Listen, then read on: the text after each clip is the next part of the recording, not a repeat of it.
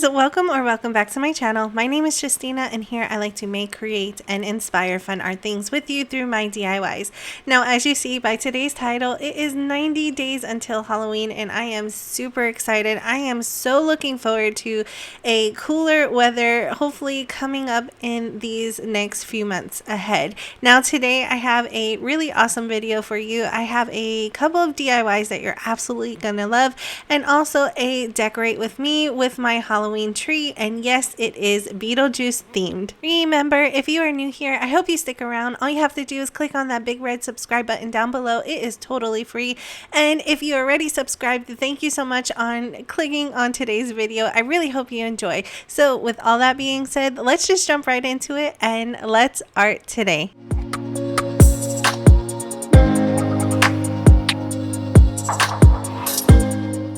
Like I mentioned, I am going to transform this Christmas tree into my Halloween tree for this year. Now, I'm not really sure if I made one last year, but all of my Halloween decorate trees, I will make sure to leave it in the description box below. So if you want to see any of those, be sure to check it out after this video. Now, this tree is just a Walmart tree. I believe I purchased it for about $35 or $40 at Walmart, and it is a pre-lit tree, but all of these lights are broken, so I had to put on my own lights, which these are just Walmart Halloween lights that they let out each year. One is green and the other one is purple, but the purple one also turns into orange lights. Now that I have my lights on, it is now time to start decorating. I have this decorative mesh that I purchased from Walmart years ago. I can't even tell you when because it's been so long. I have it in this nice lime green color and also a purple color, and I want to place this all over my tree. All I needed to do was unravel it from the plastic. I take the end of it without cutting it and bunch it together. Then I place it inside of my tree. Since my tree is fake and it has a lot of wired branches, so all I do is take one of the branches and place it around the mesh to hold it in place, and then I will continue bunching it up, making these little poofs all over my tree. I did the exact same thing to the purple mesh, making sure to go in between the green ones just to give it an extra pop of color and a little design. Now, I am one of those who doesn't decorate the back of the tree, especially when it's up against the wall. I just feel like it's just wasted decoration. So here's how it looks so far with all of the mesh inside of my tree. Once that was done, I realized I wanted to make my own tree skirt for this year. Now, I've seen a bunch of DIYs over the years with using a basket from Dollar Tree, and I wanted to make my own. So I have this one that has been well used over the years that is broken down, but instead of throwing it out, I have the perfect DIY for it today. I just needed to mend some of the areas, so I placed hot glue all over the bottom just to place some of those spikes right back down into it, just to mend it just a little bit.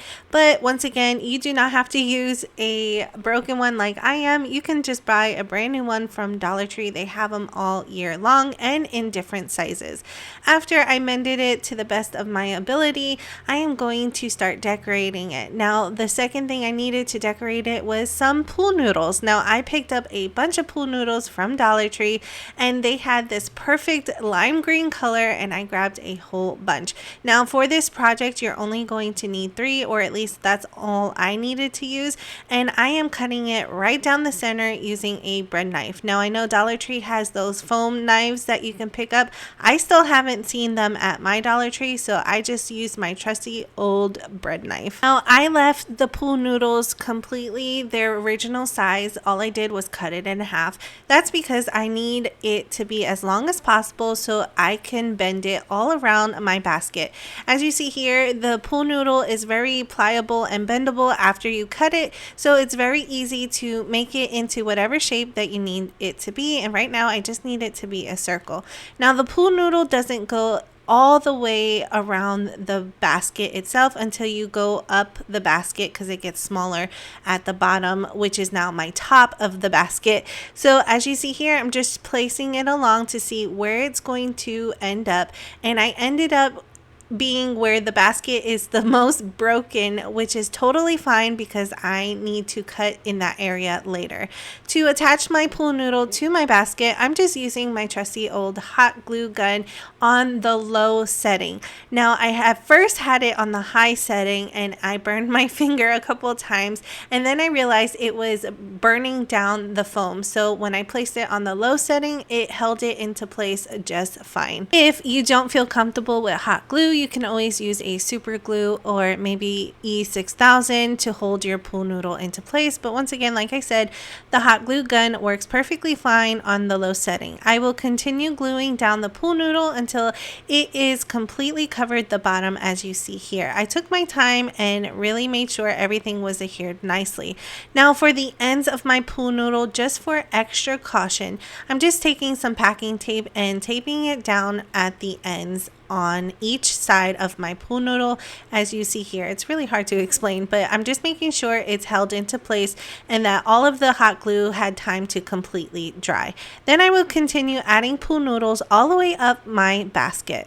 Now that I have all of my pool noodles except for one, which is going to be at the very top, here is how it looks. Like I mentioned, I taped all of the ends on both sides. I left the little space right here because that's where I need to cut. Now, the first thing I wanted to cut was the top of my basket, and all I'm using is a box cutter. Now, be very careful with any kind of tool that you want to use, but this plastic is really thin and easy to cut, so you can probably even use scissors. This was just really reachable, and I just grabbed it and started cutting all along the outer edges so that my tree skirt can fit around the base of my tree. Once I was done with the top of the basket, I started working on the side of the basket where each pool noodle ended. This will be the back of my tree skirt, so you won't be able to see this once I put it around the tree. Once again, I'm just using my box cutter to cut all the way down until it is completely detached from each side. Now after that, I knew I wanted to decorate my little spiral tree skirt here, and as you see here, I'm pointing to every other one because that's what I want to start painting it. I'm first going in with my Waverly chalk paint in the color Snow White, and I am going to give it a nice thick layer. Now these pool noodles take on this chalk paint really nicely, so one thick coat is all that you need, but make sure to get all between the crevices, making sure not to touch the next pool noodle. At least that is what I did because I was trying to go for a certain look. Now each of the pool noodles that I am going to paint is going to turn into a sandworm because I wanted this to look like the sandworm was spiraling around the basket all the way into my tree. So I will continue painting every other one until it's completely painted and dried before moving on to the next section. Now that my white paint had time to dry, I'm going in with a little small detailed brush, mainly a flat one, to make the stripes of my sandworm. I'm going in with a basic black acrylic paint, and I'm just trying to space out some rectangles, and then I will fill it in using that same black acrylic paint. Once I was done with the first layer or the top sandworm, I just moved down to the next section of each sandworm. And the reason why I didn't do the second pool noodle right under the first one is because I wanted some contrast, and the lime green pool noodle just brought such a pop of color on the tree skirt. So like I said, I would just continue this until it was completely done, and all I had to do was just slide this right into place. This is so easy, lightweight, and it will be really easy to remove it after the season is over and store it in my garage. Now that my tree skirt is on, I wanted to continue decorating my tree. So now it's time to add all of the decorations. First, I go in with some creepy cloth that I had purchased over the years from Dollar Tree. I feel like that is the best price for creepy cloth if that is something that you're into. I place this usually all around my house, so I'm just placing it right into my tree just to give my tree more of a grungy, creepy vibe, and I just love how it turns out. Will continue adding all of this creepy cloth all throughout my tree, making sure to place it into areas that will just hold it into place and fills in some of those gaps that the mesh didn't fill in. I would love to know if you are making a Halloween tree. If you are, leave me a comment down below. After I was done putting on my creepy cloth, here is how it looks so far. I wanted to make sure that all of my little problem areas were covered and some of the bigger gaps were covered as well. I really like a full creepy tree for Halloween, so that was what I'm going for. As you see over to the side, that is some of my decorations. But first, I am going in with my pool noodle sandworms that I made prior to this video. If you would like to see how I made those, I'll make sure to link it here in the upper right hand corner for you, and also in the description box below if you are interested. Now, to place my sandworms inside of my Christmas tree or my Halloween tree, I'm taking a couple of those branches and placing them inside of the ends of the pool noodle, and then curving my pool noodle and placing more branches inside the other side. This way the tree actually is holding the sandworms into place, and it makes it look so awesome, as you see here, as if the sandworm is climbing all throughout the Halloween tree. I really like to decorate my Halloween tree with the biggest ornaments first, and then filling up all of the spaces with smaller ornaments. So I did my sandworms first, and as you see here, I am now loading it up with my pumpkins. I painted these pumpkins in a DIY project before. If you would like to see that, all of those videos are down in the description box below. Make sure to check it out after this video. And I'm just placing all of my pumpkins into blank spaces once again, trying to fill up the tree as much as possible. And I'm just using the tree branches to hold all of my pumpkins into place.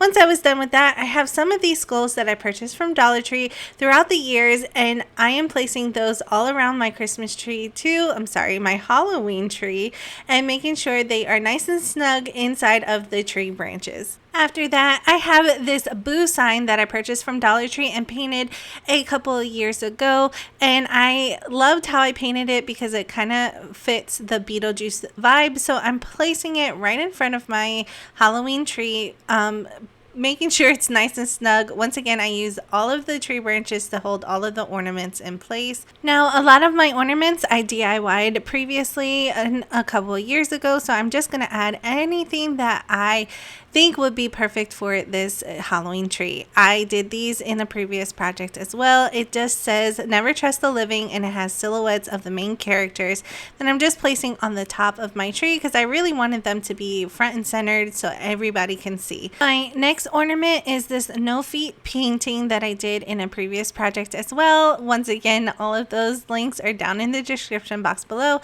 I'm just placing it right into the side of my tree and making sure the tree branch holds it into place. After that was done, I have some of these rats that I've been collecting over the years, and I purchased each one of them from Dollar Tree. They have some that stand up and some that lay flat, and they all squeak, which my dog absolutely loves, and I'm just placing that all in between the rest of the branches.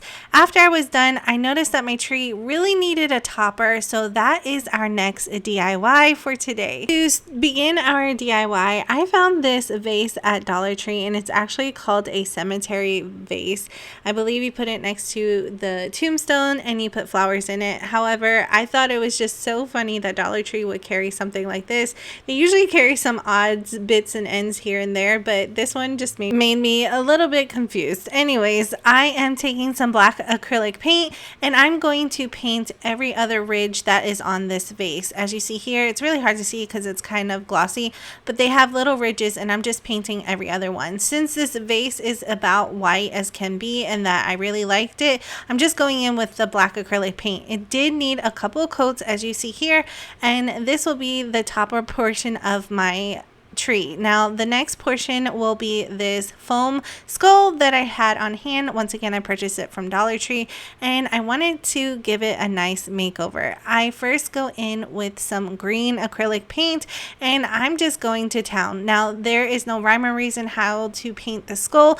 The dirtier and the gringier it is, the better it's going to come off. So I'm just going to go off with a bunch of different colors and tap it on until the whole thing is completely painted and to my my liking. Now, if you have made it this far into my video, thank you so much. You are so awesome. But if you are new here and you haven't yet subscribed, I hope you do that today. All you have to do is click on that big red subscribe button down below. It is totally free, but make sure to click on the bell notification so that YouTube can always notify you every time I upload a new video. Plus, I would love for you to be part of our virtual art family where we do a lot of DIYs here with an artistic twist. If that is something that you're interested in, I hope you stick around by clicking that subscribe button. I did place the skull to the side to completely dry. Now, I'm not sure if I mentioned this, but I am trying to make the carousel scene for my topper of the tree. So I had to make a template out of cardstock, and all I did was trace out a shape that I really liked, and I'm using a white cardstock and a green cardstock. Then I will continue tracing and cutting out all of these pieces until I had everything that I need, which is only 4 pieces. Now you can make more if needed, but 4 was just fine for me. Now I am going to connect them using my hot glue gun, but using a glue stick or even some Mod Podge or Elmer's glue would work just fine, but I wanted to speed this up, so I'm using some hot glue. I'm just putting a little dollop on the top of each paper on the corners, and then I will add the next paper right on top, just so that the middle part of it makes a rectangle or a square. Now, as I was messing around with this, I did notice that I'm going to need another piece of paper, so all I did was take another white cardstock, painted it black, and then cut it into long strips as you see here. Then I'm taking more of the hot glue, adding a little dollop of hot glue all along the very top edge, and then placing it in between the white and green paper. This will help attach each of the papers down below when I start curving the paper to make that umbrella look as if it was in the movie. Once those all were attached together, now I can attach the bottom pieces of the paper. It's really hard to explain, but I hope by seeing what I'm doing will help you out. I'm just attaching the very ends to each other so that the paper starts to curve naturally, giving that umbrella look. I will continue this until the whole thing is completed. After I had each one glued together, this is what it should look like. Like I said, it naturally curves on its own so that it will make that umbrella look. The last main components that I need for this DIY is these wooden cutouts that I purchased from Dollar Tree. I have 2 ghosts and 2 bats, and I wanted to paint them completely black because in the movie they have these dangling pieces from the umbrella, and here's how it looks after it was done drying. The very last thing is to attach everything together. So the first thing I'm going to attach together are the little bats and ghosts to the umbrella. I'm once again using my hot glue gun, and I'm adding a little thread to the inside of the umbrella so that it can attach to the little wooden piece. I will attach the wooden piece with hot glue once again on top of it so that it dangles down. Now these strings were really long, so I did glue it more closely up to the top of the umbrella. Once I had all of those pieces attached, it is now time to assemble the rest of the pieces together. I had that little piece that I painted earlier and the skull, and I'm just going to add the skull right on top of that piece of the spike. It went in there pretty firmly, but if you needed to, you can always add hot glue to hold it into place. Next, I needed to figure out how to attach the skull and the umbrella together, and I just added a skewer right into the center of the skull, pressing it down firmly, making sure it was very centered. Now for the umbrella, I have this foam pumpkin that I'm just going to hot glue right on top. That way the skewer on top of the skull can insert into the pumpkin and it will hold it into place. The last thing I needed to do was attach both of these pieces together and add it to my tree, and that completes this DIY. This is how it looks on top of my tree. I absolutely love it. I think it's very unique and different, and I think it brings the whole piece all together. Now I do want to mention I did add extra stripes by painting a black stripe in the middle of the green and white papers that I put on before, and then here is the whole tree all together. I absolutely loved how it turned out, and I would love to know what you think about this tree down in the comment section below. I absolutely had a blast making this tree. I also added some tombstones down by the tree skirt, previously that I made in other DIYs. All of those videos will be linked down in the description box below. Well, that is it, everyone. I really hope you enjoyed today's video. I really had a blast making this, and I'm so glad how it turned out. Remember, if you are new here and you haven't yet subscribed, I hope you do that today. All you have to do is click on that big red subscribe button down below. It is totally free, but don't forget to click on the bell notification so that YouTube can always notify you every time I upload a new video. Plus, I would love for you to be part of our virtual art family. I just want to give a big thank you to all of my subscribers that are here today watching. I really hope you enjoyed this video. If you did, don't forget to smash up that thumbs up button. It really does help out my channel. If you would like to see further photos of all the DIYs that I've created today and in previous DIYs, go check out my other socials. All of the links are down in the description box below. If you would like to help out my channel even more, check out my Buy Me a Coffee page. That link is down in the description box as well. Thank you all so much for watching. Once again, I really hope you enjoy, and as always, I will see you in the next one.